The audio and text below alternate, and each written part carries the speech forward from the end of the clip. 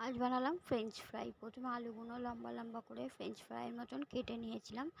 তারপর কড়াইয়ে জল দিয়ে হালকাভাবে সেদ্ধ করে নেব। হালকা সেদ্ধ হয়ে এলে আলুগুলো জল থেকে ছেঁকে তুলে নিয়ে টিস্যু পেপারের ওপরে শুকনো করতে দেব। কিছুক্ষণ শুকনো করে নেওয়ার পর ভালো করে ফ্যানের তলায় শুকনো করে নিয়েছিলাম। এরপর যেটুকু জল ছিল টিস্যু পেপার দিয়ে মুছে নিয়েছিলাম। এবার তারপরে আলুগুলো তুলে নেব।